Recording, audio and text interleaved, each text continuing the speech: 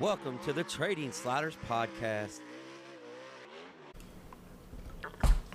Here we go, episode number 31 of the Trading Sliders Podcast. How's everybody doing out there? I'm Bobby Puckett. Here with me in the studio again this week is Kurt the Flash Bennett. What's going on, Flash? Not much, Bobby. What are you up to? Oh, not much. Just got in from another race trip. Kind of the story of my life. Either on the road or getting back from the road, or on the road again. You know how it is. It's up and down the road. Yeah. Hell, last week we made a couple of road trips to get some interviews, so it's kind of been nonstop all week. Yeah, busy week for us. Yeah, super busy week. This week's guest is Owensboro, Kentucky's Tyler Nicely, one of the top modified drivers in the country, if not the top modified driver in the country. Yeah. Over 200 wins. We made the trip down to Owensboro this week and hung out with Nicely and the Rockport rejects, so to speak. So, yeah, had the whole crew there. Yeah, the whole crew was there, but it was a fun trip down to Owensboro, so that's this week's guest. And we also really got to thank Tyler Nicely for taking time out from his anniversary. Yes. To do a podcast with us. Yeah, I was going to talk about that. Thank his wife. Let's thank his wife. Yeah, I was going to talk about that right before we get into the interview, but Tyler Nicely, on his anniversary night, we say racers race, and he was preparing to race this weekend, and the irony of it is, he got rained out a couple times, and I actually talked to him yesterday, and he's like, I'm just hanging out at the go-kart track. He was flagging from at the go-kart track because he got rained out. So, but racers race, and Tyler Nicely took time out of his anniversary and hung out with us all night. So if you're listening, we're sorry. Yeah. Honestly, we didn't know it was anniversary until he told us. But thank you, for allowing him to, take time away from the family and hang out with us.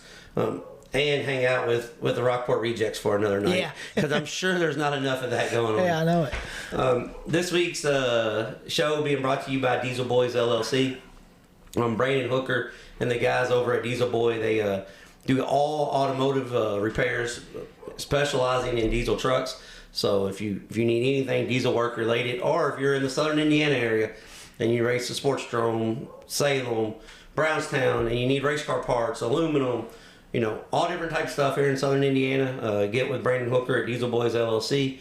Slider of the Week, each and every week, is being brought to you by Walt at Speed Decals. Actually ran into Walt and his son last night at Tri-State. Yeah. Yep. Kind of a common occurrence, we just kind of end up at the same places all the time. But Slider of the Week, if you need anything race car related, wraps, vinyl signs, anything, Walt at Speed Decals can take care of that. Our Deep Dives is being brought to us each and every week by a continuous sponsor since day one, Kentucky Clutch and Performance. If you need anything farm related, tractor clutches, slave cylinders, flywheels turn, anything that you need clutch related for any type of automotive need, get with Chris and the guys at Kentucky Clutch. And D.O. Handyman and Remodeling, David with D.O. Handyman and Remodeling came on about 4 or 5 weeks ago. Yeah. And he's taking care of our Crash of the Week every week. And he has another good one this week. I think he may have lucked into the best sponsor. Yeah. Because there was a hell of a crash at Kokomo we're going to talk about. Oh, yeah. But if you need anything handyman related, get a hold of David at D.O. Handyman Remodeling, 812-989-5002. So there's all of our sponsors that we got to take care of. Each and every week. News of the week. The late model world, the debate is still on. RTJ or Bobby Pierce, they both, again, had a very successful weekend where one says, I think Bobby Pierce is the best in the country. RTJ's like, hold on a second, I got this. Yeah. He gets another win. So the debate keeps going. Bobby Pierce picked up $50,000 to win, and RTJ picked up $25,000 last night. So, and then they get to race again today. Yeah.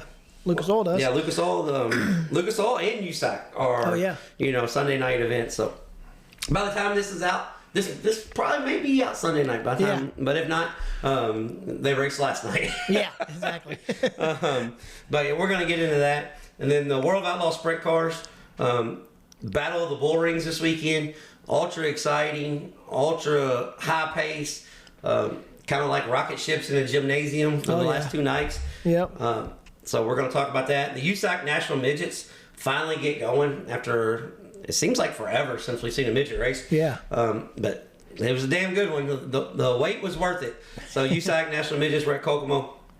And dirt racing crowds and car counts that's kind of where we're going to start because there were some massive crowds and some big car counts everywhere. But one thing we're going to do this week, we're going to start doing each week. We travel all over the country. Next week, this week coming up, Flash and I are making a trip down to Tazewell Speedway. So we're going to start doing a racetrack spotlight thing where when we hit the road, we're going to let you know what to expect, what not to expect, just logistics, all kinds of stuff. So this week, later in the show, we're going to get into the racetrack spotlight in Tazewell because we have a special event coming up there for the Cumberland Plateau Opal Modified Series. So that's the shenanigans we're going to talk about. And let's get started with dirt racing crowds and car counts. Flash, this weekend, Tri-State Speedway, where I was Saturday night, massive crowd. Oh, yeah. Damn near standing room only.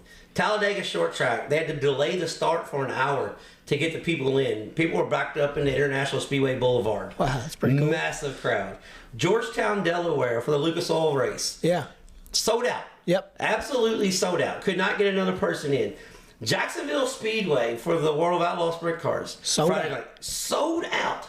So, dirt racing is at a point right now where I don't know how to say it because, I mean, it's not like it's taken over because we walk in Walmart with a dirt racing t-shirt on, people really, if they follow along, they like it, but if not, they just like, man, that dude's got a bright shirt on. Yeah. They don't know what it is.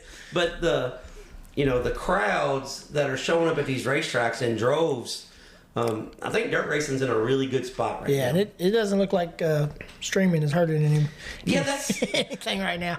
Well, that's where I was going with this because every one of those races that we just talked about being sold out, they were on TV. They were on TV. Yeah. They were on TV. So when you get a local racetrack promoter that says, man, streaming is killing the sport, I'm like, what sport? Yeah. No, now I can get their part where people are staying home from their local racetrack and maybe watching the Lucas Oil race. Right. But when the touring series comes to town, so does the crowd. Yeah. I mean, so does the crowd. And I heard that they had a pretty good crowd at Kokomo also, considering that the front stretch was still shut down. It was all backstretch seating. Oh, and it was basically standing room only too because you only had half the bleachers. But right. Yeah. But what a lot of people don't realize is just about 6 years ago there was never even any seats on the backstretch. Right. So it's basically a sold out crowd again. Yeah. You know what I'm saying? Exactly. So, but Kokomo's doing a major renovation and they didn't quite get it done yet. The bleachers are up, but the buildings and facilities not quite ready yet. So but which is crazy, the undertaking that they took on in like 5 weeks. They're like, okay, we're gonna tear down this whole thing and start over. And the weather hasn't been greatest for them, I don't think. I think that set them back quite a bit. Yeah, I think that's the reason why they were behind. But one thing, as the positive with the racetracks being full, there is a negative to this. As I'm sitting at the racetrack last night, and we're at Hobstadt, Tri-State, the Clash Track, whatever you want to call it. First off, did you see the thing that Chase Rodman did on Tri-State? No. Okay, on the Rodman Rundown, he talks about best racetracks in the country. And my man Chase Rodman, we must be like a brother from another mother. Yeah. He's like, there might be better racetrack facilities, but Tri-State Speedway is the best racetrack in the country. Yeah. He said, non-wing sprint cars, great. Wing sprint cars, great. Hell, I think they was great when they raced the horse and carriage there. Yeah. But late models are always good there. Yeah, the late models are good there. Modifieds are always good there. I've never seen a bad race there, I don't think. No, that's like, we're going to get into it in results here in a minute. Like last night, Sheldon Honenchild was kind of in another zone for a little bit. Yeah. But the race from second on back was incredible. Yeah. But one thing, as I was sitting at the racetrack and they're doing some prep, and farm work, whatever you want to call it. So I'm strolling through my phone and, just something stuck out to me. This happens a lot, but in Indiana last night, I think we had 29 sprint cars at Kokomo, 27 sprint cars at Lincoln Park, and 33 or 31 sprint cars at Paragon. So those guys racing on Saturday, all within a couple hours of each other, it didn't hurt the non-wing sprint car world. Right. But as I looked, going down south, Lake Cumberland Speedway was racing crate late models and modifieds. So was Thunder Mountain Speedway in Corbin, the racetracks are 30 miles apart. It did hurt them. Yeah. Both tracks had about 12 cars in all the division. So, as we say, the racetracks are progressing with the fans, and you know we've had some huge car counts. I mean, we had over 40 wing sprint cars last night at Knoxville. The car counts are there, but when these racetracks really need to start working together. Yeah. I mean, you got tracks 40 miles apart. One of you guys might want to look at running on Friday. Yeah. It's just, I mean, I could be wrong. I don't know, but They'll show up on Fridays. They did it at Paragon. Yeah, they will show up if. Well, let me rephrase it. They'll show up if you run a timely show. Yeah. If you're keeping them there to 4 in the morning, there's a good chance they're not going to show up on Saturday. There's a good chance your crowd's going to be live on Saturday. So, right. Yeah. Let's get everybody out at a decent hour. But that's one thing I just want to start about. I mean, the crowds, and it's good seeing people out at the racetrack. And guess what I seen last night at Tri-State that I haven't seen in a long time? A lot of kids. Yeah. There's a ton of kids at the racetrack. With a bunch of kids being at the racetrack means there's a bunch of movement in the grandstands. Yeah. I mean, they got to get up every 20 minutes, but still. Right, yeah. There was a bunch of kids at the racetrack. So we're going in the right direction on that. We need to get them there. So, my trip to Tri-State, I'm going to get into that. Had a massive crowd. They ended up with 27 sprint cars. I think they had 20 micro sprints, invite-only micro sprints. Oh, yeah. To keep the show moving along. First things first, single car qualifying for a National Touring Series is a must. Yeah. It is a must, especially if you've only got 2 to 3 divisions. Yeah. Absolutely, positively, single car qualifying is a must. This is one of the highlights of the night, really, watching, especially because they were qualifying on the wall. Yeah. So it was worth price of admission alone. Oh, yeah. Big fan of single car qualifying. But in the race, Sheldon Hodenschild started on the pole. It's one of the few tracks that he had. This is a crazy stat I didn't know going into this race. Sheldon Hodenschild, Jack Hodenschild, neither one of them have won a race at Tri-State Speedway. Oh, really? And the World of Outlaws Sprint cars contest at least one race on Tri-State Speedway for like the last 22 years. Yeah, that's crazy. And that's nuts. Yeah. That changed last night. Yep. Sheldon Hodenschild was like, I'm gonna break this deal. I'm gonna get up on the wheel and get going. But shout out to Buddy Kofoid and Tyler Courtney because they raced every single lap. The race from 2nd to 6th was phenomenal. Yeah. But they raced every single lap like it paid $1 million to win. I guarantee they threw 15 to 20 sliders on each other in a 40-lap race. Yeah. And that was, it wasn't like a slider on a restart. I mean, the whole time, in traffic, just going back and forth. So the race, if you look at my race pass and you see Sheldon Hodenschild starting on the pole and led the whole way, that doesn't really tell you kind of the race it was. Yeah. Buddy Kofoid was actually running down Hod and about 7 to go. And had a shot one time that, as he pulled up the siding, caution came out. Yeah. And then they had to clear a racetrack. But then a caution came out with like 3 to go. There's only 3 cautions the whole race. And it seemed like I thought caution-wise that I was like, man, it kind of sucks for, Sheldon. But Buddy said in the interview afterwards that he wished the cautions didn't come out. Yeah. He thought he was better, when they was in traffic. Yeah. But, Buddy threw a massive slider, but he didn't quite clear him. So Buddy, being the clean racer he is, he didn't go up. And that's one thing about the World of Outlaw guys. Yeah. Man, I think they race so much. Yeah. A, they're that good, and B, they're just not going to tear up your equipment or their equipment. Right. Yeah. If they pull the trigger on the slider and it doesn't work. Yeah. It's not like the USAC midget guys. They ain't stick you in the wall. They're just like, okay, live to fight another day. Yeah. But most of these guys are racing the next day. Yeah. So but or at least within a couple days. Yeah. So, but overall, good race, good time. Got out there a decent hour.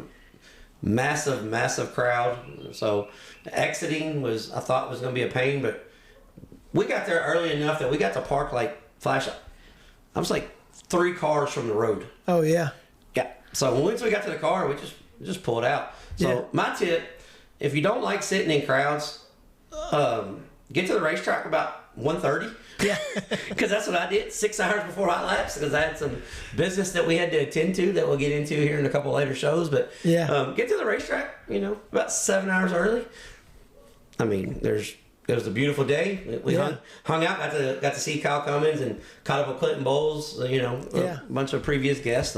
Just kind of hung out and bullshitted all day with everybody, and got some stuff done for the podcast. So exciting about some stuff coming up. But just get to the racetrack early, hang out. And hell, when you leave, it's cake to get out. Yeah. So, no traffic. Was not in the back 40. There you go. The guy in the field, they probably just got home. Well, the guy sitting next to me, he goes, "Well, I should have brought my fishing pole." Yeah. I said, "Why?" He goes, "Yeah, I'm not getting out of here anytime soon.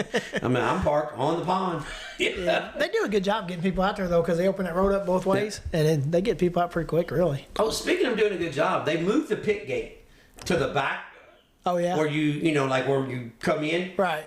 Well, you can't even get in the pit gate. Like, there's not even a building to get in where we used to go in the pits. Oh, okay. Everything's moved to the back, and traffic flow in and out off the racetrack, 100 times better. Oh yeah. 100.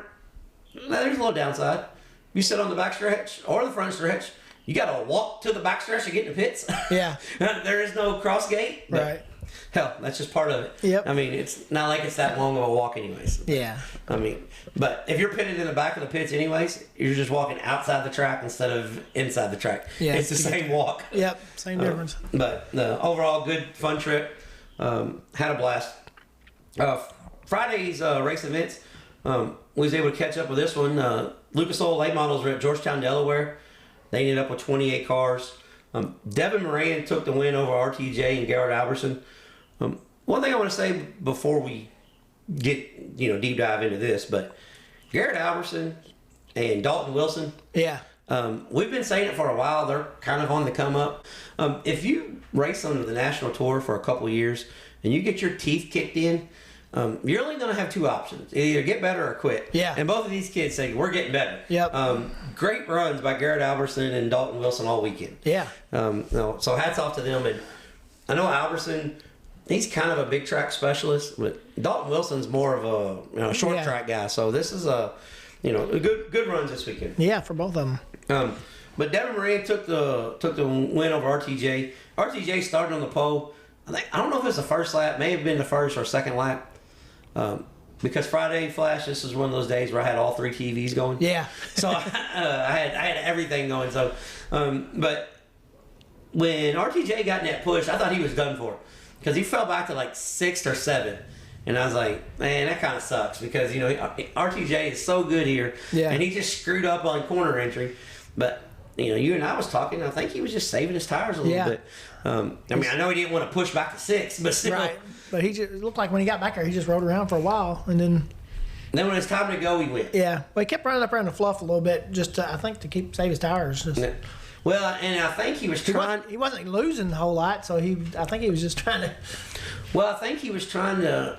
The way he explained it, he was trying to knock the fluff down on entry, so he could do the old tri-state line, 4 above and turn under. Yep, turn down. And because he knew that was the only way he's going to get by Moran. Yeah. And it damn near worked. Yeah, it almost worked. If he didn't get in such a, I hate saying this, arrow push. Yeah. Like the next before the white flag lap. Yeah. Yeah, on the twin popsicle sticks lap, as we call it. Yeah. If he did not get in that arrow push.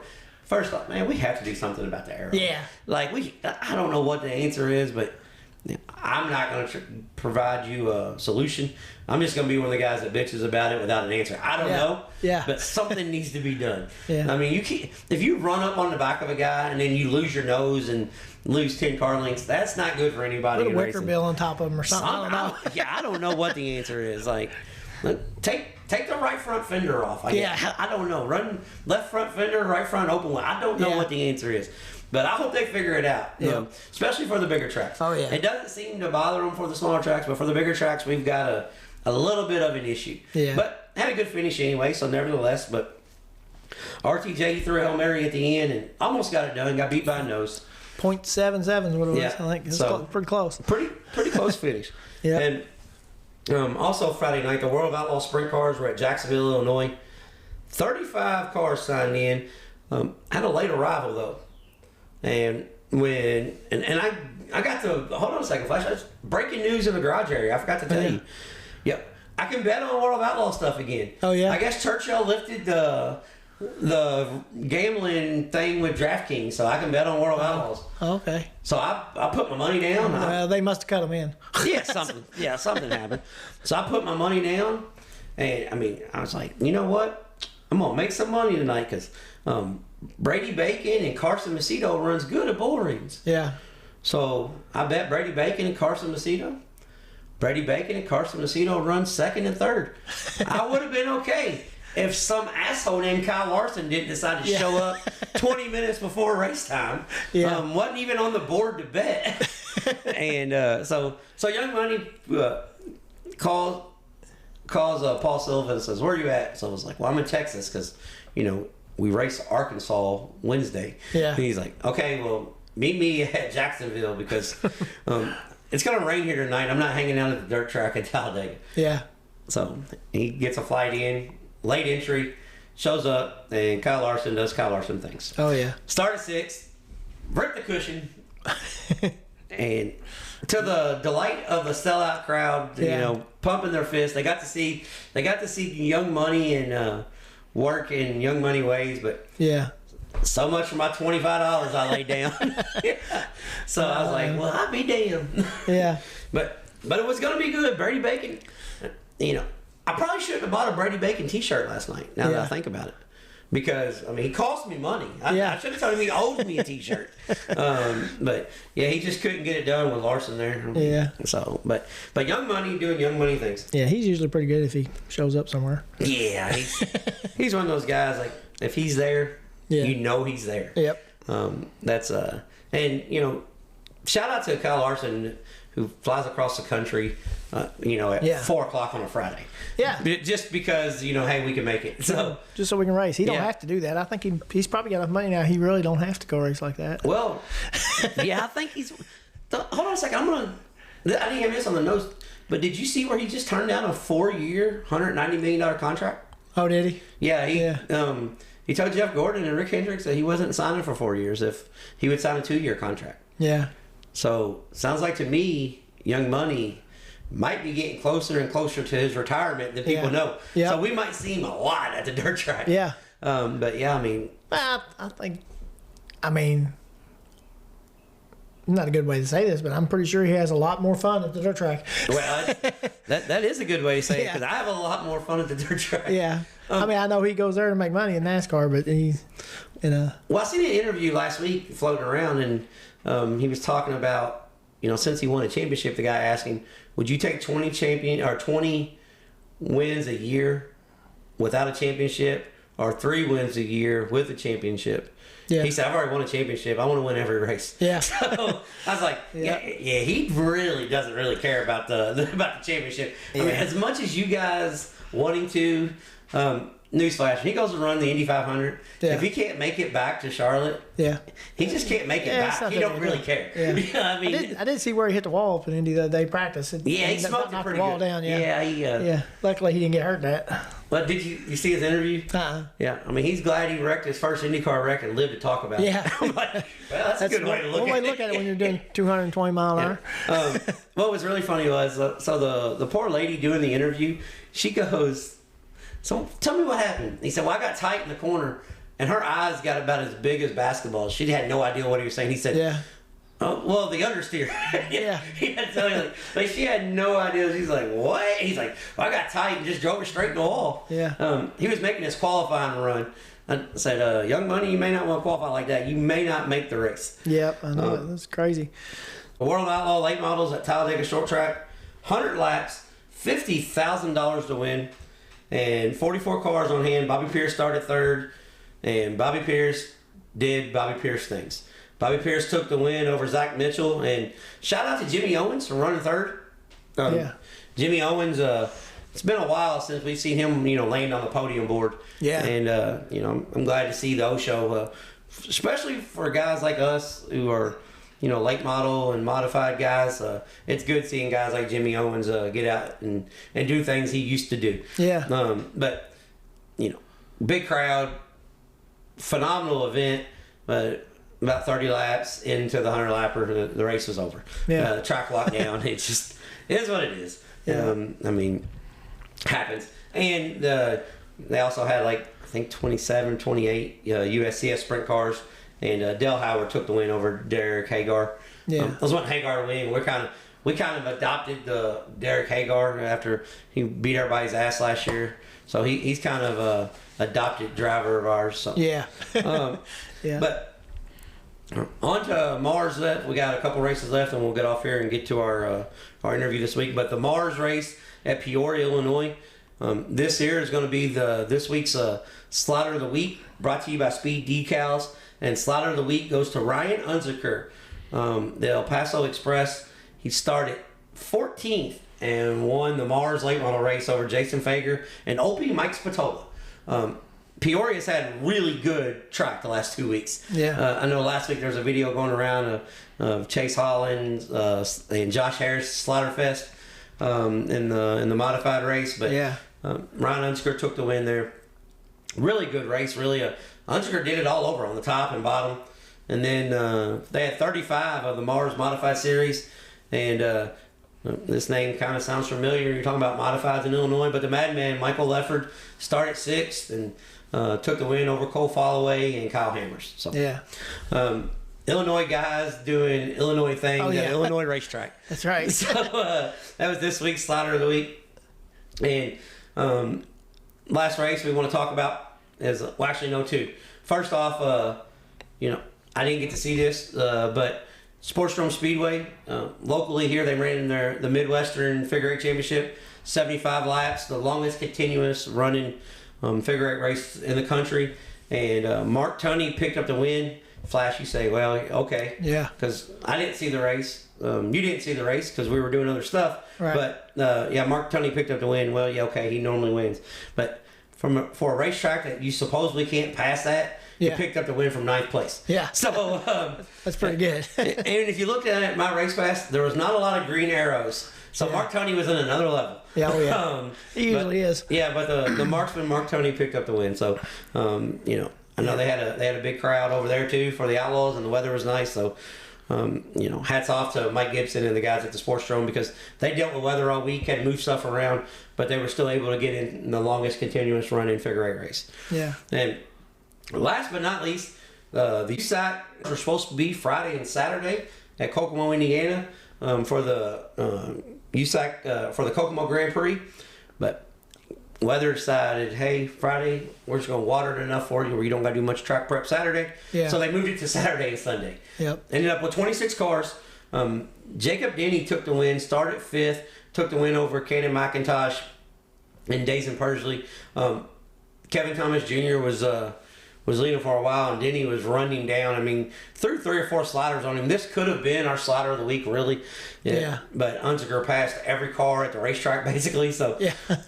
But our Crash of the Week, our D.O. Handyman's Crash of the Week, is courtesy of the USAC National Midget Series winner, Jacob Denny, because with 2 to go, Jacob Denny was leading, and Hayden Reinbolt was running the top, and Reinbolt's doing Reinbolt things. I mean, he's bouncing off the cushion, cowboying up. So Denny runs in hard in the middle, and I guess Hayden decided, you know what, I've had enough fun. My fun meter's pegged up here on the cushion, so I'm going to turn down and get off this cushion. And Jacob Denny just fed him a right rear. Reinbolt wheelies up, bikes up, hits the wall head on, flips up into the catch fence about 3 or 4 times, comes down, massive crash.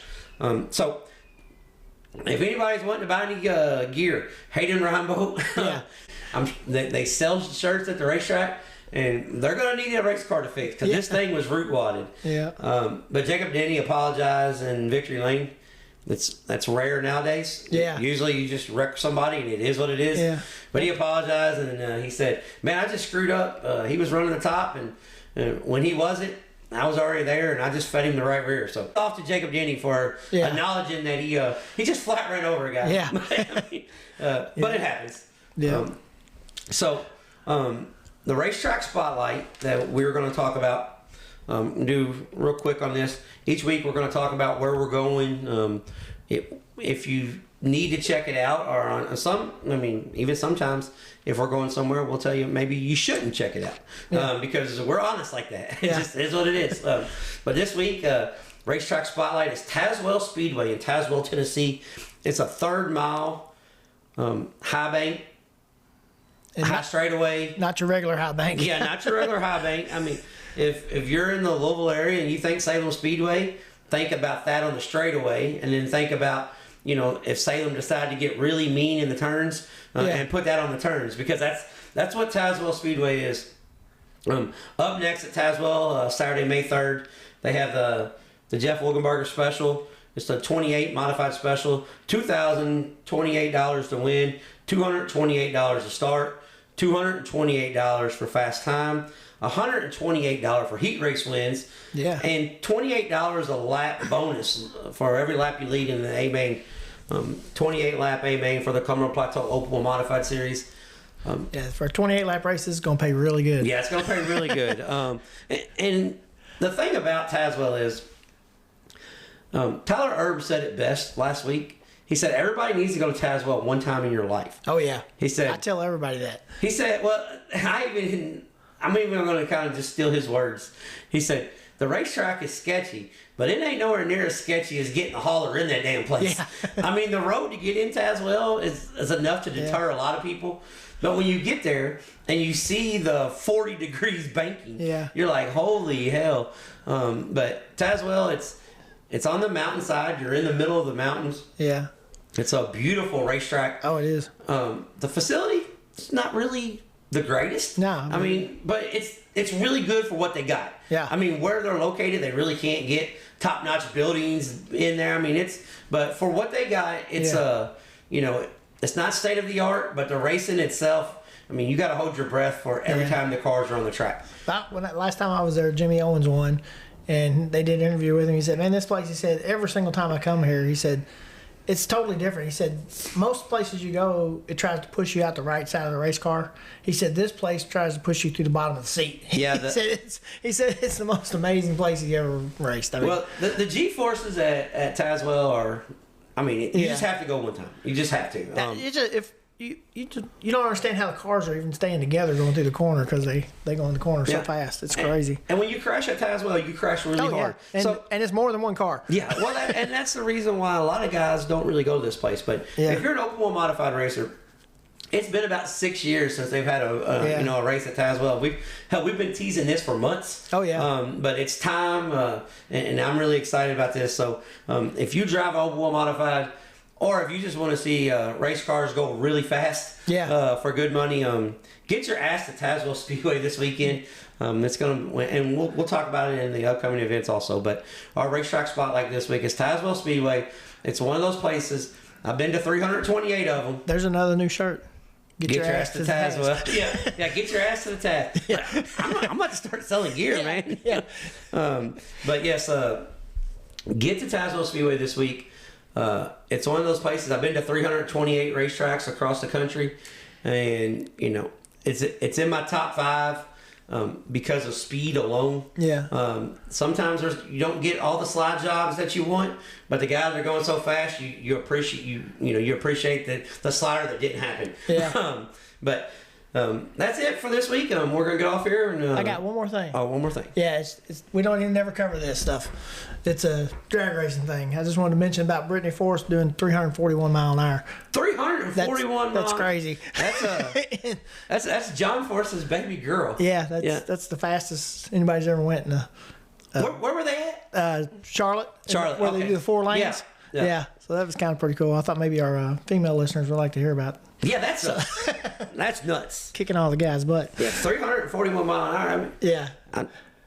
I don't even know what to say about that. Now that's G-forces when you take off like that. Yeah, that's about like Tazewell. Yeah, that's what I'm saying. That's kind of why I did that. It's kind of the same. Kind of like Tazewell. Yeah. But like I said, we're gonna get off here and enjoy this week's deep dive interview with Owensboro's Tyler Nicely, 2023 UMP national champion, over 200 feature wins in a modified, and current, soon to be late model racer, as you'll find out. Yeah. Waiting on a few parts, but Owensboro, Kentucky's Tyler Nicely.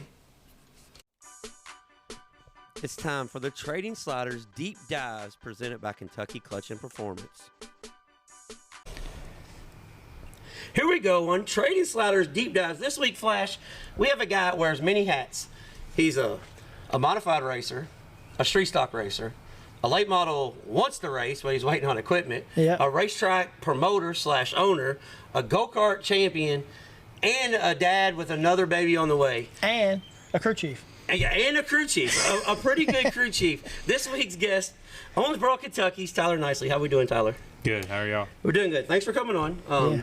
We've been talking about doing this for, I don't know, 2 months now, but you had to jump out of the damn loader and blow your ACL out, so we couldn't make it down here. How's the knee first? It's good now. I think I've done everything I should have done and could have done, so we're good to go. All right. Now I'm gonna play nice before I get tough on you. How's dad life going? It's awesome. It's probably one of the greatest things ever, especially now she's getting old enough. She's 2. We bought her a little RC car the other day, and she's into that, so I'm having fun with it. So much fun, you decided to do it again. Yeah. Yeah. And we scored the second time with the boys, so I'm ready. Well, you're done now then, right? Yeah, we're done. Yeah, you're done. Yeah. All right. I always start off with a tough question. For you, your tough question, it's just going to be more of a joke. But why in the hell is the top modified driver in the country decide he wants to go run pavement street stocks? Something different. I always wanted to run Salem. I went up there for years with Brett, and it looked like a fun place, and it humbled me real quick. I wasn't one that always thought asphalt would be easier. I knew it would be a challenge, but I didn't know it would be that hard. Well, from someone that grew up racing pavement, went to dirt, the humbleness isn't, oh my God, I think I'm going to conquer it. It's, you got to slow down to go faster. Yeah. So you think, I'm going to drive this son of a bitch off in there, and it doesn't, all you do is slow down. Yeah. So transitioning from dirt to Salem, because you got to run Salem kind of on the edge, it was still a tough transition? The speed, none of that affected me. It was just more or less the race car, learning the race car. It's totally different feel than what I've ever felt, in a dirt car and all that. And the terminology that they all use is different than what I use. And I had John Hayden. He started going with me there towards the end of last year, and it helped me a ton just so I could explain to him what I felt, and then he could decipher it. And he's like, "What the hell are you saying? No, that's not what he's doing." Yeah. So it was fun. We'll probably still mess around with it a little bit this year, but mainly focus back on the dirt stuff. So you're getting wiser then, is what you're saying? Yeah, I guess so. Over our shoulder here in your beautiful race shop, we got a modified, a street stock, the late model. I want to start with the Crate Racing USA street stock. Going from racing modifieds down to the street stock with a heavier weight and without so much rear steer, how much adaptation is it, or is it just stand on it and go? For that thing, the bigger shows that I've ran, we run it with the 602 crate, and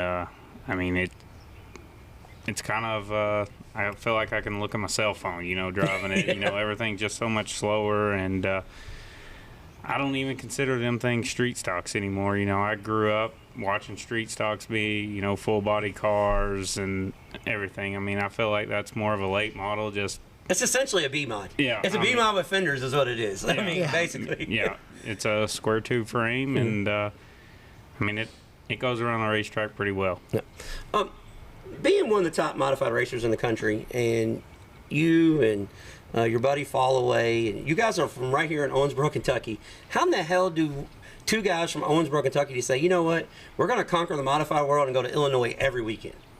We really didn't have no choice. When I first started going in, we had Windy Hollow and Cedar Ridge. If you wanted to race against 6 modifieds every week, that was the thing. That was your place. That was the thing to do, So my dad, my first year in a full-blown mod, he said, we're going to just go wherever we can, and we're going to race. So I ran 86 races my first year, and we went Illinois, Tennessee, it didn't matter. He was taking me wherever, and essentially, I feel like our 2 local racetracks around here kind of helped us be the racers we are, just because our slick and is different than the Illinois slick. Like, when our stuff's slick, it's slick, dirty.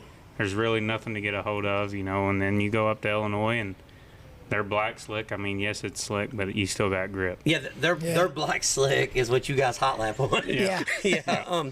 So one thing about racing around here, damn it, birds loud as hell. Jesus Christ. One thing about racing around here, you talk about the tracks being dirty. It's so crummy, and you guys, like, you venture over to Hobstadt. I know you never ran Hobstadt a whole lot, but the difference in the dirt just in 60 miles is unbelievable. Yeah, you know, like we have Windy Hollow, and it's right down the road. And I mean, you go there, you know, they've made a lot of improvements, made the racetrack better. But I mean, it's still the same dirt, and it wears out. It don't pack very good together, and then you go to Hobstadt, and you got something that stays pretty well greasy the whole time, but it's, you know, it's tacky whenever it gets rolled in, and it's fast. So yes, it's totally different, just right down the road. So we've tried to come up off the top of our head. You won the UP National Championship. Was it in 23? Yes, sir. And we're thinking close to 200 modified feature wins. We don't really know because you're like, piss on it. I'm just going to win the next one, so I'm not counting the ones before me. But after being so successful, how hard is it when you pull on the racetrack and you see the other the other competitors are like, damn, nicely there.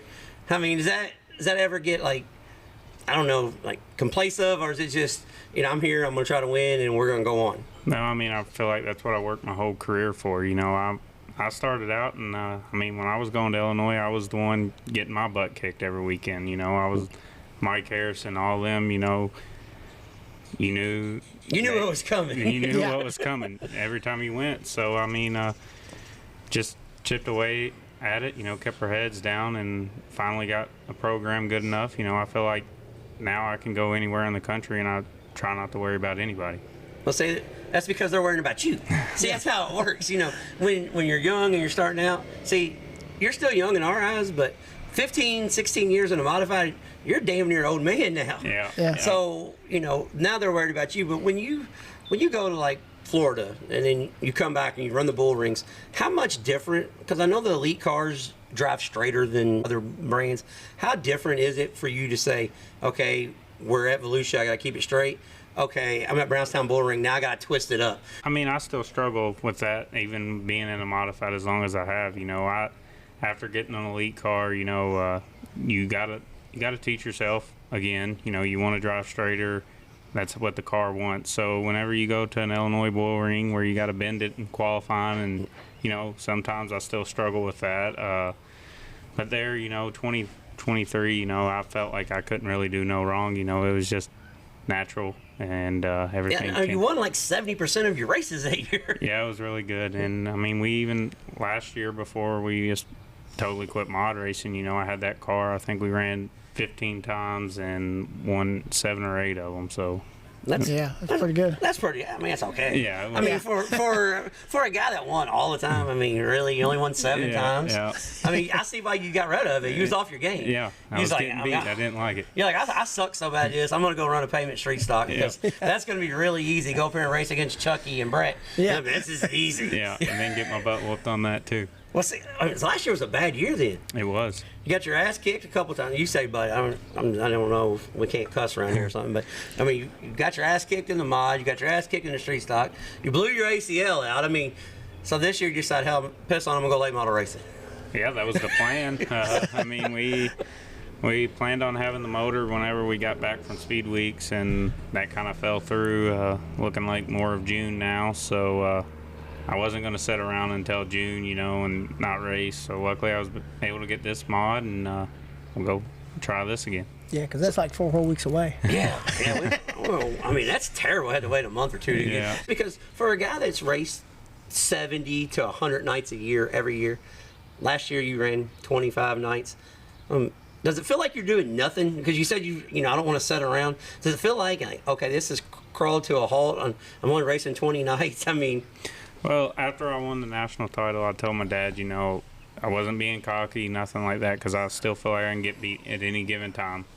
Obviously, I did 2 weeks ago at Farmer City, but I wanted to take a different route. I wanted to do the asphalt stuff, and I didn't want to race every single weekend. Like, raced every single weekend for I don't know how many years. I was just, if I wanted to go race, I was going to go race. If I didn't, we were going to sit at home and do nothing. But I stayed pretty well busy with the go-kart track and other stuff, and obviously the asphalt car. But it was definitely a change for me.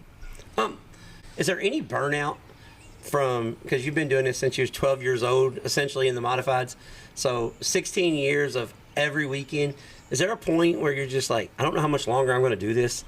Yeah, I mean, I think of it more frequently now just because, I mean, honestly, the racing don't wear me out. It's more of the driving the rig, and with us traveling every weekend, I mean, we're going at least 3 hours away, travel, race a couple nights, drive home. Then Sunday, you don't really have an off time. It's unload, wash, and get ready for work Monday. Yeah, well, yeah.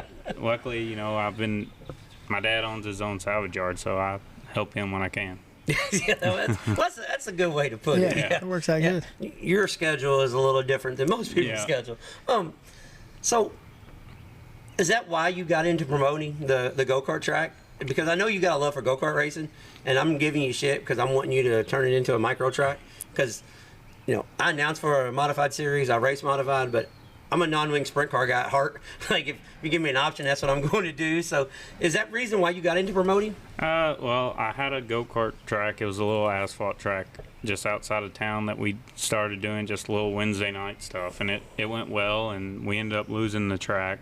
And then John Hayden, he was renting or leasing Rockport, and me and him obviously became good buddies, and he asked me one day if I'd be interested in taking over the promoting side of it because he was giving it up, and I said yeah. So the first year we done it, and I didn't want to just keep putting money into something that I didn't own, so we ended up buying it, and I like it. It's something different, especially when we can do it on a Wednesday night and still be successful with it, and doesn't mess with the racing schedule there on the weekend. Since you started doing the promoting and doing the track prep and doing the maintenance, do you have another appreciation for the guys that when you get to the track you're like, this place sucks, I'm tired of? Do you have a man, I feel back, I know you tried this week? Yeah, 100%, because you could do the same exact thing every single week, and it's still going to be a different outcome on the racetrack. I mean, there's just that's because you got the same dirt. We just went over that. Yeah, you're right. But it's just there's a lot of work that people don't understand that goes into it. Oh yeah. Did it? Yeah, I figured that out this week. Yeah. Kurt, he went on the road with us this week to help with tech and lineup and stuff, and he's like, you know what? All these years I've been bitching about guys lining up cars. I'm going to go back and apologize for all those guys. He goes, you know how much a pain in the ass it is to get people in the lineup? Yeah. Thank goodness we got my race pass. Yeah, my race pass now. Most of the guys look at that before they get up there. Yeah. So that helps a lot. On the promoting side, is it something that we may see Tyler Nicely in 2, 5, 10 years that says, I'm going to go full-blown racetrack promoter, or will it always just kind of be the go-kart stuff? Hopefully just the go-kart stuff. I don't really think I would want to venture out to do I wouldn't be opposed to doing like a race or something, like a modified race or something like that, once, but full-time running a racetrack, I probably don't want nothing to do with. You don't like people bitching at you all the time? No, I don't do well with that at all. I do not. So are you the one that's flying? Just leave. Are you kicking everybody out? Or are you trying to just be a moderator? I just try and stay low. Most of the time, I don't even have to worry about it. If we have an altercation, my guys at the racetrack take care of it, and I don't have to mess with it. You're just back there working on go-kart tires because you're ready to race. No, I'm sitting on the scoring tower just watching, race monitor on the computer and just trying to stay out of it. Hey, man, I didn't make the call. So I see how you are now. Yeah, it wasn't me, man. You go talk to him. Yeah, that's why I got the flagman. I got my corner workers. I let them make the calls. Yeah, that's his problem. I had nothing to do with it. Yep. So what is the goal with the late model? What's the plan? I mean, are we looking national tour in a few years, or is it strictly regional? I mean, what is the plan? Right now we're just going to start out regional. I mean, I know what's coming. I've done a late model a couple races before, and I mean, I know your butt's going to get kicked in. that stuff's real serious. So we'll do the regional side of it probably for a little while, and I mean, if somehow we get lucky, get a sponsor, and able to get us a crew chief or something like that, I wouldn't be opposed to trying one of the series one time before I hang it all up. Are you excited about the new challenge in the late model to where maybe it's not you don't feel so burned out? You're just like, man, we're gonna, I'm starting at the bottom again, so it's fun.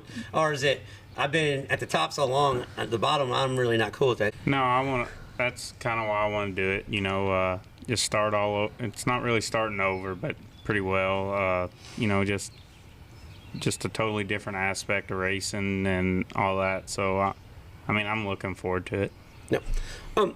So it's a Longhorn, right? Yes, sir. Okay, so you still got some help from Nick then. Yeah. So at least you got somebody to lean on. Yeah, he was actually the one.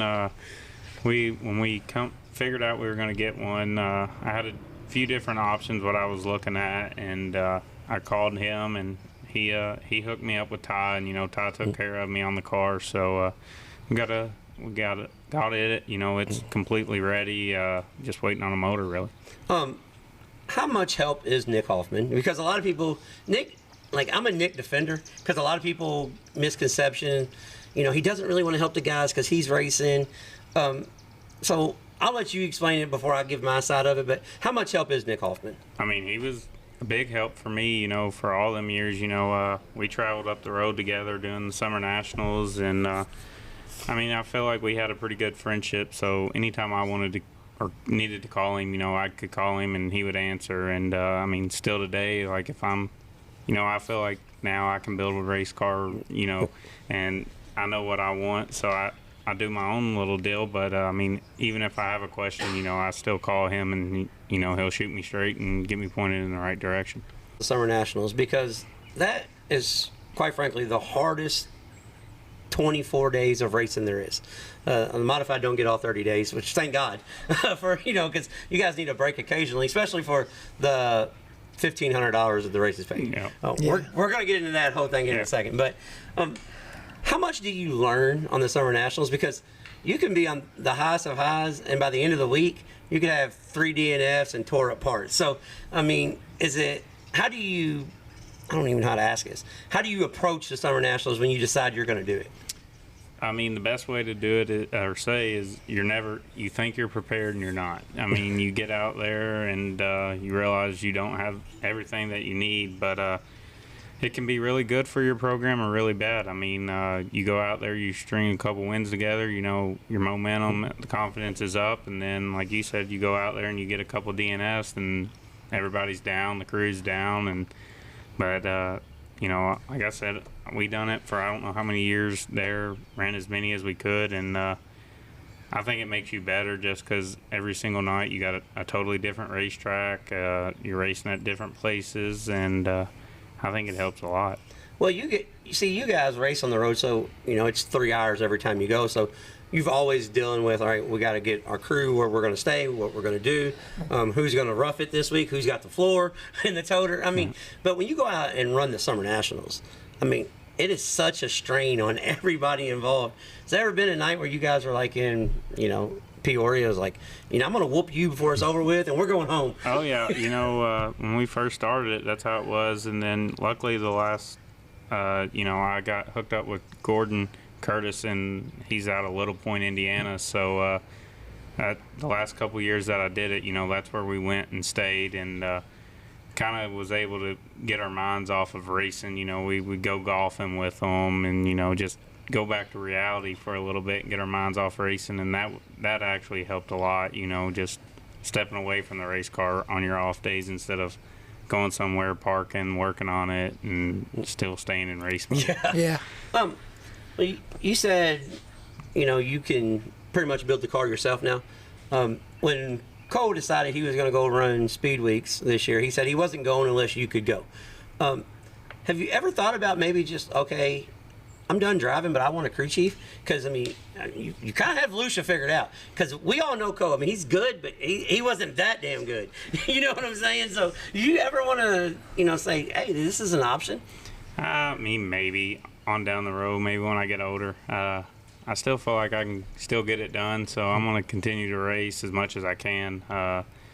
But we do have a good program there at Volusia. You know, obviously Nick dominated forever, and then whenever he got that full late model ride, he helped me I guess it would have been my first speed weeks back in an elite, and just learned what I liked with his help, and just carried it over. All right. Now, I always ask a kind of hard question, and I'm going to ask you this. When you left the elite and went to the Longhorn, how much did you have to change your style for the car? A bunch. You know, that was a deal where I got a ride with somebody else and was able to start making money throughout the week. You know, my first actual paycheck while I was racing. So it was definitely a change for me, and you know, I felt like I kind of done it the right way. I called Nick, you know, and told him what was going on, and you know, I still remember it like it was yesterday. He told me on the phone, he said, "Don't worry, you'll be back." And so we were at Quincy, Illinois one race, and I just walked up to him and was like, "Put me on the list, you know, I want to get a new car." And you know, luckily, you know, he was still going to build me a car, and still did. So yeah. Well, I was just asking because I know a lot of people, like, you know, McKinney's in a Longhorn, and, you know, he performs well. So it's not the car. I mean, it's just, you know, different preferences in the car. And I didn't know because, to me, you know, it's been a while since I've been in a car. So, but watching the Longhorns go around the racetrack, it looks like they're tighter than an elite, and which to me seems unfathomable that you got a race car tighter than an elite. So, on the driver's side, was it as tight as it looked, or was it, hell, you didn't really make the right adjustments, or I mean, how was it?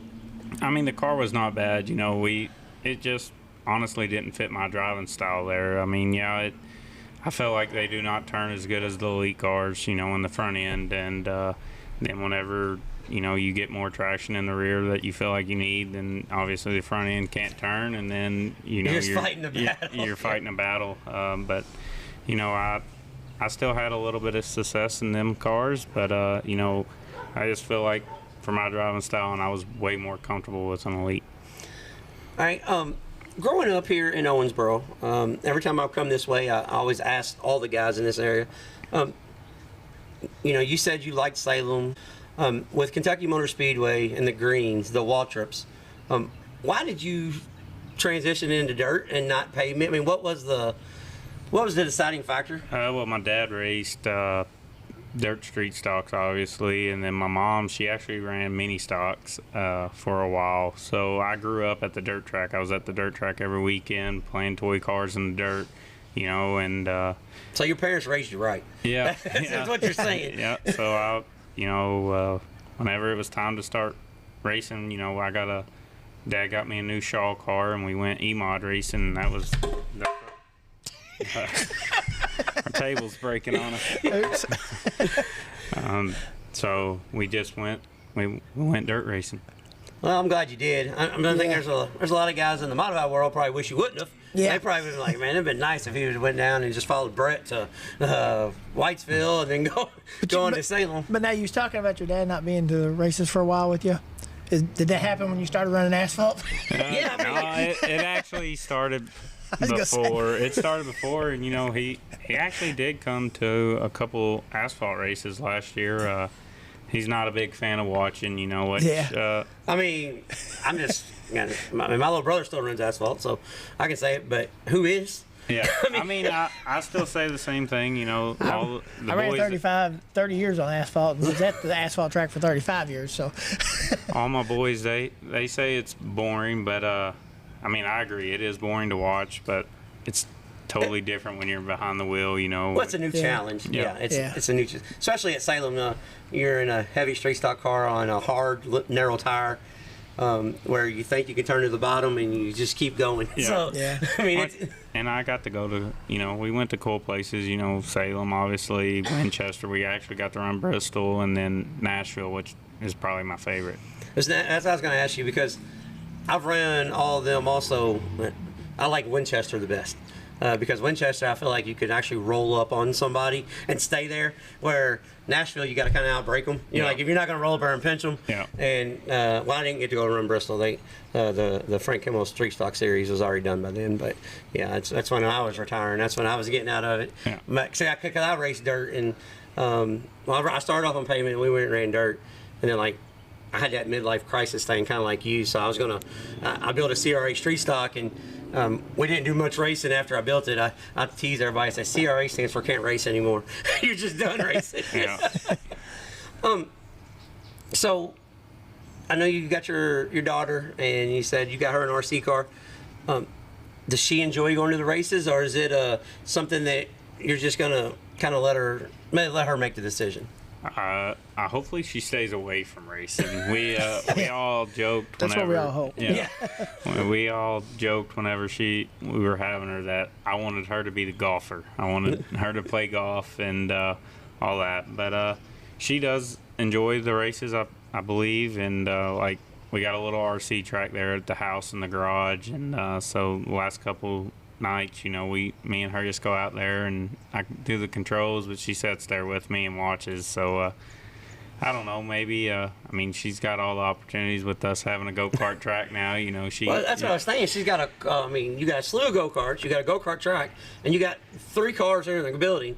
I mean, there's something you can put her in. Yeah, I mean, if she wants to, we try to get her to run like the juice box division. You know, we do that over there at intermission, and she don't really want nothing to do with it, but she does enjoy going to the races. So if she just wants to go hang out, that's fine with me. Well, maybe she'll be the promoter in the family. Yeah. Well, maybe she'll sit back and say, you know what, Dad, you're doing this all wrong. Yeah, she does that already. Oh, she already tells you. She's bossy. She's already the boss, huh? So she's like her mom, is what you're saying? I mean, you don't got to say it, but 100%. I will say it. Yeah, she acts a lot like her mom. How hard is it on a relationship racing 100 nights a year? Because I was very fortunate. Yeah, I just got lucky that when me and her first met, she really didn't have a clue about racing. So she went into it, you know, fresh, and she has a full-time job at the hospital, and so she stays busy herself. But she kind of learned it's kind of my paycheck, you know, so it's kind of my work. So she lets me go whenever, you know. She jokes around with us now, you know. This past winter, or just a couple months ago, really, we had a casino open in Owensboro, and we were going every single night, you know. And she's like, I can't wait till you get back racing, so you're actually racing instead of spending money. Well, hold on, it's not even a real casino. You don't even have no tables. Yeah. I mean, why? Just cross the bridge, man. Go to the tables. Well, that's what we've had to start doing. But I mean, I enjoy the slots just because See, I bet you do like pavement racing. Then, if you like slot machines, you're a pavement guy for sure. I just want to know if I'm gonna win. I want to win. You don't want to think about it. Yeah, I enjoy playing roulette. I don't have the patience just to sit there. Yeah. So about the pay, because you're the guy that you've run modified for 16 years. The cost of the race car versus the money you get back. And with you being a promoter now, how do you justify what the UMP modifieds are paying? Because, you know, unfortunately, it's nowhere near enough, but it's not about the money anyway. So, like, where do you juggle that?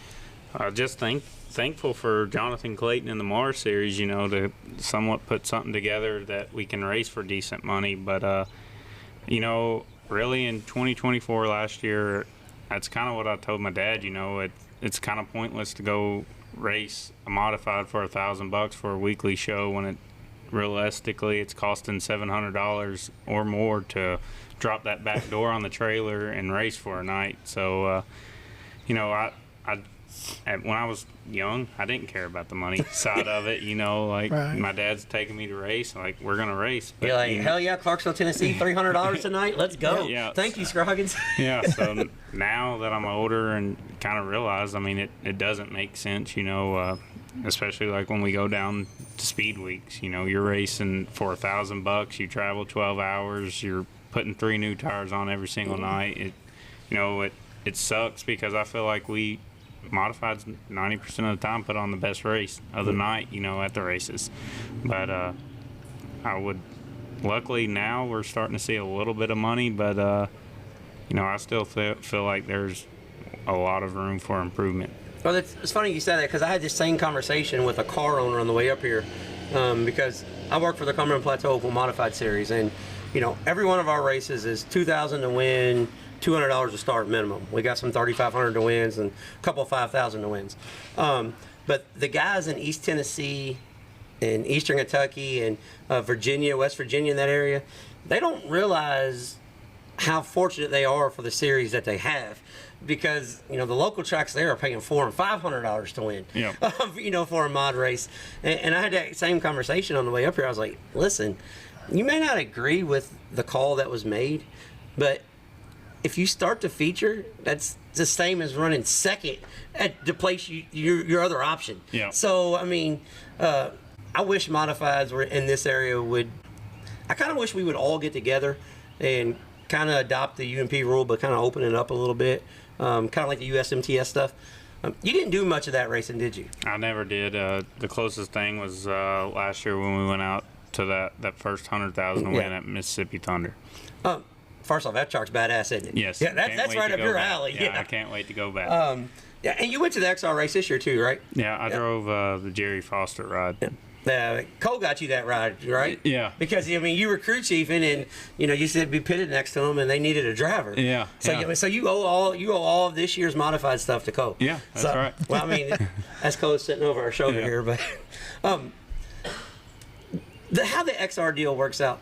The UMP tires versus the American racers that they run out there. To me, as a guy that follows the sport, the American racers that they run are better in the feature, and UMP tires are better in the heat. Am I right? Yes and no. Like that deal at where were we at? Salina. I mean, I still feel like even in the feature, the UMP cars had the advantage. Cole obviously blew a tire, early in the race, but I mean, everybody kind of knew they were going to have to pit in that race at some point. Chisholm obviously didn't end up having to. He was able to maintain, but I think everybody else in the field pitted. So I still feel like our stuff was better, especially now that they've given us a 5-inch spoiler. So we have a 5-inch spoiler. So really, the only thing they have is their bodies are probably a little bit more wickeder than ours, but but they also got a limiter rule in the left rear though. Yeah. So I mean, it kind of a wash. Yeah, but they still get their stuff up there while they're out on the racetrack. That's for sure. So do you think that we could have a national series like that where everybody kind of meshes together, or do you think that the tire companies will never let it happen? Because that's the only thing that's stopping us, really. Yeah, I don't know if the tire companies will let us, and then just a few of the big wigs in the series promoters wouldn't allow it. I just feel like they're too protective. Like I feel like in the UMP world, we're close enough to some of the USMTS races that I feel like a UMP car should be able to go run USMTS races when they come to Wheatland, Missouri, something close, or even whenever. That's Peevely is 2 hours from Wheatland. Yeah. Like, I mean, how come we got to have something, cut off in the middle of the state? Yeah, I just wish, obviously Sam says he's going to change body rules or whatever this year. I mean, honestly, he just needs to get it closer to the USMTS cars, so maybe, we can go run some USMTS races, and even maybe if the USMTS guys want to come in and run some summer national races, they can. Just I feel like we all need to be a lot closer, like the late models. I mean, obviously you have a super late model, you can go run anywhere in the country. Yeah, but and a lot of people, especially in this area, they don't understand because they see Illinois, and yes, Illinois has some of the best modified drivers in the country, but when you get to Iowa, the other side of Missouri, Texas, those dudes are really good too. Yeah. I mean, a lot of people in this area, they don't understand, modifieds is the king out there. Yeah. There is no late model series. All of our late model stuff is Midwest to the South. And so I kind of wish we had a national modified series. Yeah, that's kind of why I like going to that XR stuff, just because you're kind of putting everybody out there. Yeah, we're still running our own rules, but it's still cool to go race against them guys. Like when we went to Mississippi Thunder last year, there was, I forgot, maybe over 100 cars or something, but it was just cool to be able to race. And we were lucky enough to win our prelim and have a real good showing in the features. So it's cool just to be able to race with them different guys that you see obviously having a ton of success out there on the USMTS. Well, that's I think that whole ideal came from the Dome, because everybody kind of got together, and you got a racetrack that can fit in the garage here. The cars don't matter at all. Yeah. It don't make a difference at all. Yeah. And I think a lot of people found out real quick, like, oh shit, Jordan Grabowski he's the real deal. Yeah. And so, but just me as I'm a modified guy. I race modifieds. I love the sport of open modified racing. I'm just hoping that maybe someday everybody can get out of the piston match, and let's make this happen. Because there's plenty of money out there now, sponsor world. If USMTS can pay what they pay every week, how come we can't here? Yeah. We have just as many cars, if not more. So I don't know if it's agreed somewhere. I mean, somebody, the money, they're coming up, 6 hours to the west, they're coming up with the money. Yeah. So how come we can't come up with it? I would love to see even if it was like a 20 race series, just have a national deal, you run that, and then, obviously then you'd have an actual true national champion if all modifieds were able to be under the same thing, and I would like that.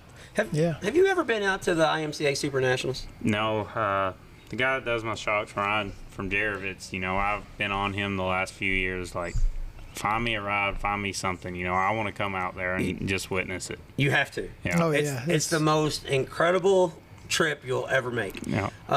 Like, this is literally no shit. If just say we're at Hopstein, because the way that it's open there, they are pitting cars at the gas station a mile and a half down the road.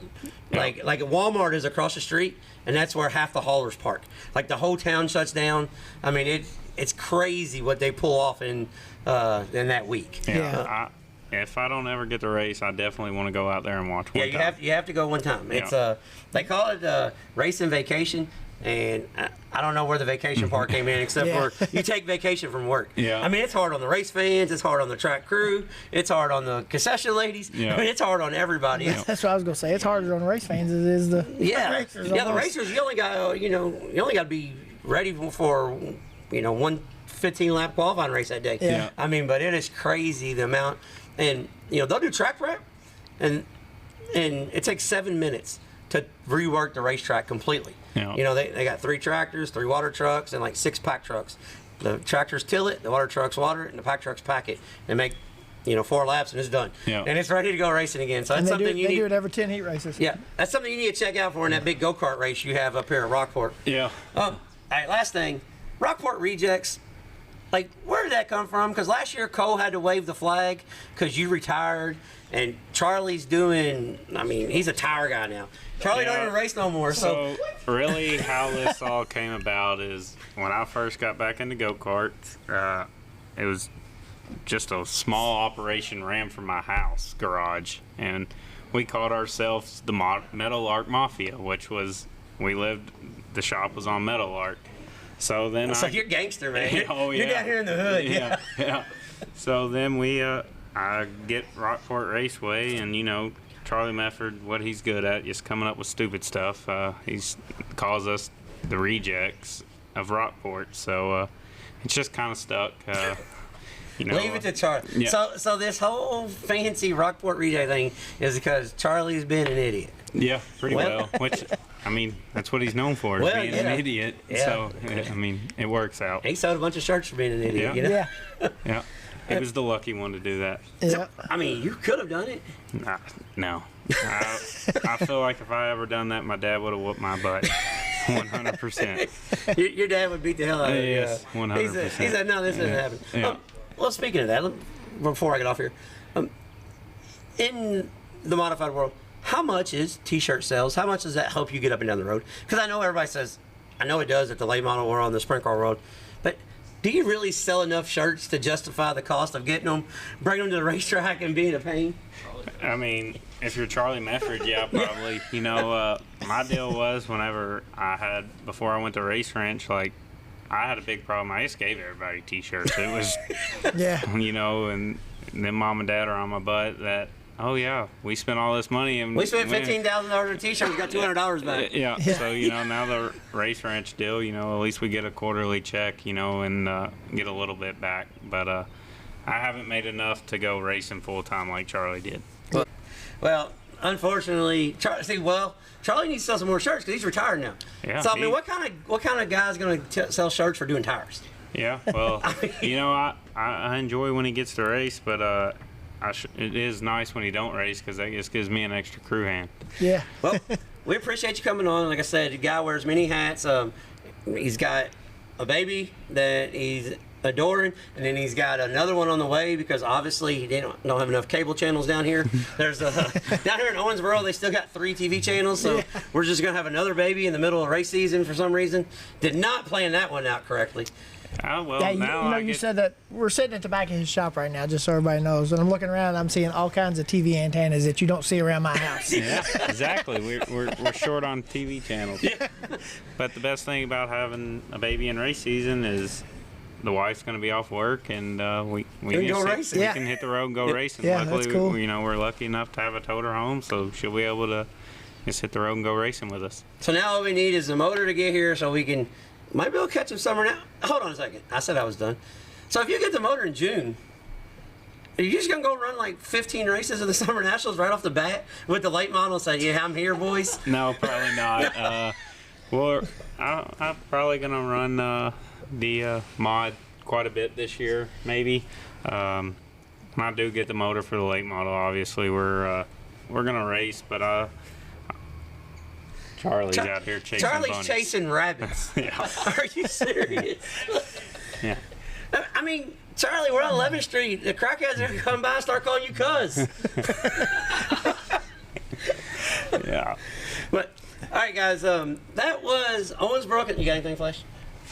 We need to ask you about what his sponsors are. Let him. Oh, he shit. needs to tell us. I'm so, like, you would think a guy that announces for a series would do this. And I forgot on Cole. I forgot to do Cole the same way. Yeah. Who's your sponsor to help you get up and down the road? I forget that shit all the time. But if you don't want to leave, hold on, guys. If he leaves you off, we put him on the spot because Kurt put me on the spot. Yeah.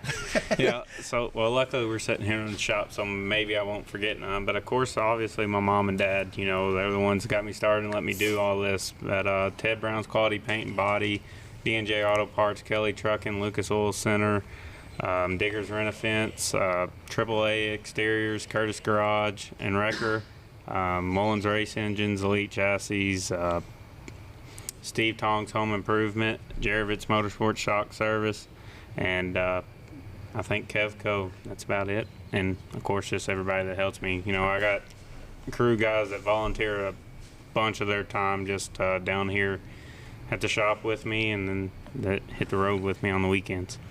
All right, guys, from the 2023 UMP National Champion, over 200 feature wins. Thank you, Tyler Nicely. Thanks. There we go, Flash. That was Owensboro, Kentucky's Tyler Nicely. One cool thing about Tyler Nicely, we say racers race, and we talked about this in the opening, but when you kind of race for a living, I mean, you just do it all the time, and thank you to Tyler Nicely and his wife allowing us to hang out with him on his anniversary. Funny thing about him though, he goes, hell, I was just gonna take her to like Zaxby's or something. Yeah. Nicely and Charlie Medford and Cole Followay, that whole group of Owensboro, they call themselves the Rockport Rejects. Well, actually, they don't call themselves that. Charlie Medford calls them that. Yeah. So, a bunch of good group of kids with Nicely. I think he's 28, 29 years old, and he's the big brother. Yeah. He said that he spends his whole time at the shop. Like during the week, he babysits his daughter, and then when he gets to the shop, he's got to babysit Charlie and Cole. And I'm just gonna go out on the record and say he don't got to babysit Cole nowhere near as much as he's got to babysit Charlie. Yeah. I mean, Charlie was chasing bunnies while we were doing an interview. He's like in the back lot. Yeah, he's gonna try to get a bunny to take home to his mom. So I'd say that they're probably that he's probably got his hands full with Charlie. Oh, and, Cole seems like he's a little bit more grown up. So, Yeah. But fun trip. Yeah, it was a good time. Guy that races anything and everything. I mean, he runs pavement, street stocks. Got a dirt super late model that's in the process of being done. Actually, the car's done, sitting there on jack stands. When we got there, the car's ready to go to the racetrack. Waiting on an engine from a Cornet, and one of the top modified drivers of the country. And over the last 10 years, there's 2 names in UMP Open Wheel modified racing. Well, we'll say 3 names because Mike Harrison's name's never going anywhere. Right. Yeah. But it was either Nick Hoffman or Tyler Nicely. Yeah. And Tyler Nicely is he's a hell of a wheelman. I don't know how much longer he's going to be doing it, but one thing that I do like and I do respect, as a guy that was on top of his world, he wasn't in like a big fish in a small pond. I mean, he was a big fish in a big pond. Yeah. I mean, he was the number 1 modified driver in the country for about 3 or 4 years. He's stepping out to go run late models, and he says he's looking forward to the challenge. He knows he's starting at the bottom. Yeah. That's a pretty level-headed kid. Oh yeah. Because a lot of guys, egos wouldn't let them do that. Right. Yeah. So mad props to Owensboro, Kentucky's Tyler Nicely. I gained a lot of respect for him after doing this interview because he said he was the guy that was going to get his teeth kicked in. He, not that he's cocky, but he's glad when he shows up. They're thinking, "Oh damn, Nicely's here." Yeah. Because he did the same thing. He's like, "Oh damn, Mike Harrison's here." Yeah, Harrison's here. Oh damn, Jeff Leake is here. Yeah. So he did the same thing. And for a guy that races 80 nights a year, he took last year he only got like 25 races in. Yeah. So he felt like he was doing absolutely nothing. So he kind of started promoting a go-kart track. Yep. And so that even wasn't enough. So he decided, you know what we're going to do? We're going to go racing again. So we're going super late model racing and got another modified. So yeah, and got a street stock. Yeah, got a street stock. Kurt Racing USA street stock. And a Salem car, or just a pavement street stock. Pavement street stock. Yeah. So as racers race, Tyler Nicely is pretty much a racer by all definitions. Yeah. Oh yeah. This week's upcoming events.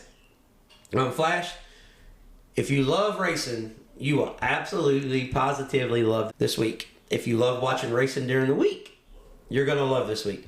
Starting off Wednesday, High Limit is at Texarkana 67 Raceway in Arkansas. Wednesday night, High Limit Sprint Cars.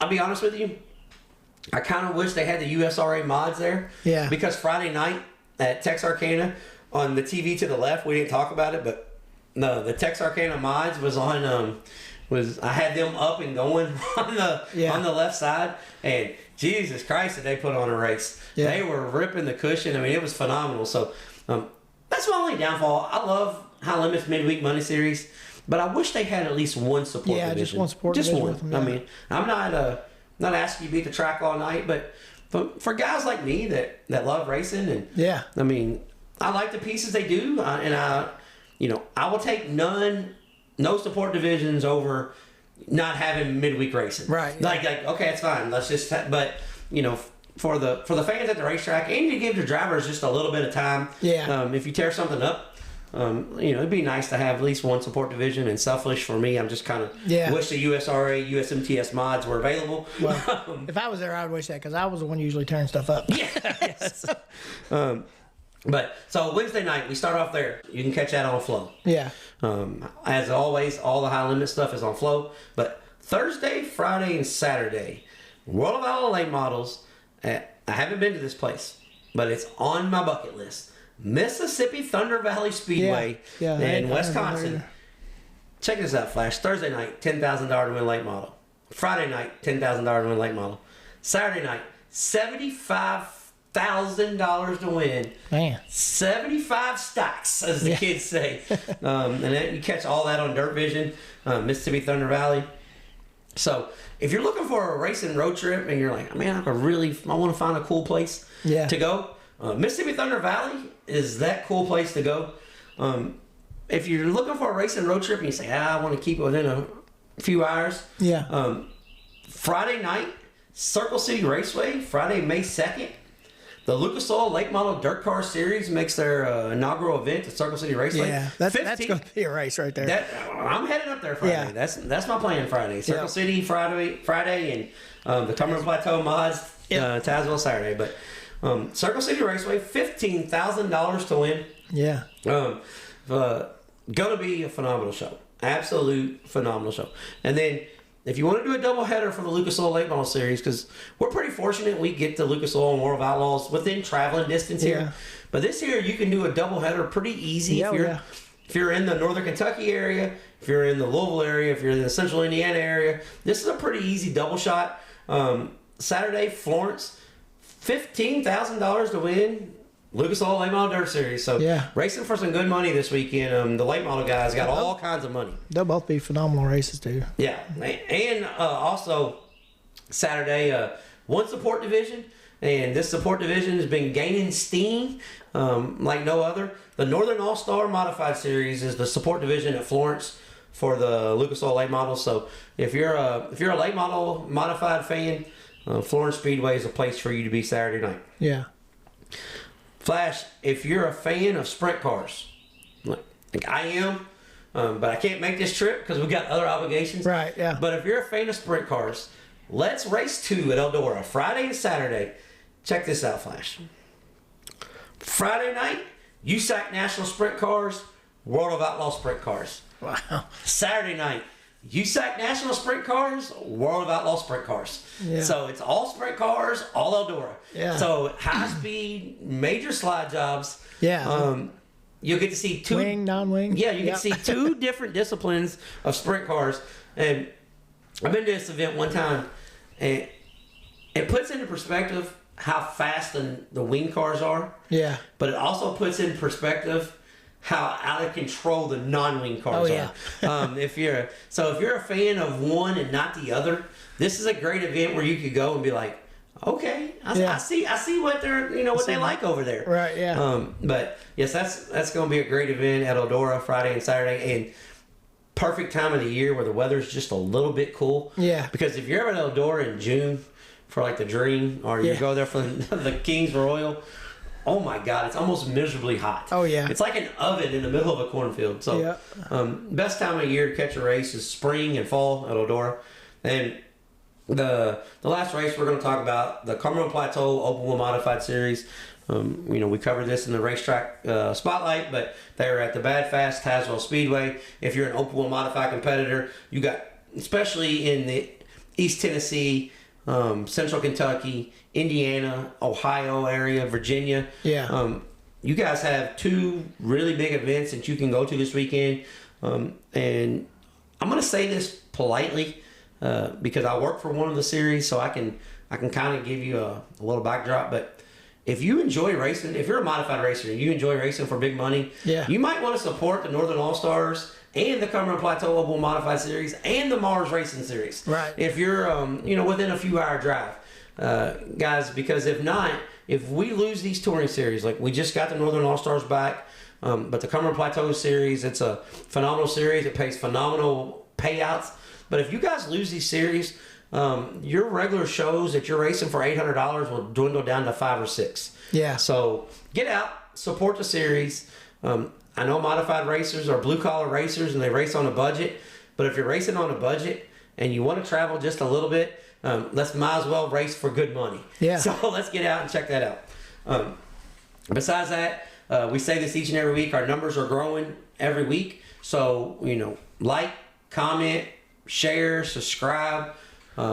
All that good stuff that we always kind of forget. We should probably do this at the opening. Yeah. Every week I'm doing it as we're getting off, so we should probably do this at the opening. Hey, tell somebody about us. But, I think a lot of people like to listen though to hear the end results too. So we're catching most of them. Yeah, I think we're getting most of them. This is a little inside baseball, but when you do your click-through rates, like a lot of times on YouTube is a pain in the ass. Yeah. But they do give you like detailed who's watching, who's listening, your click-through rates. And luckily for us, about 90% of our show is listened to every week on YouTube. Yeah. And that's astonishing considering how long our show is. Yeah.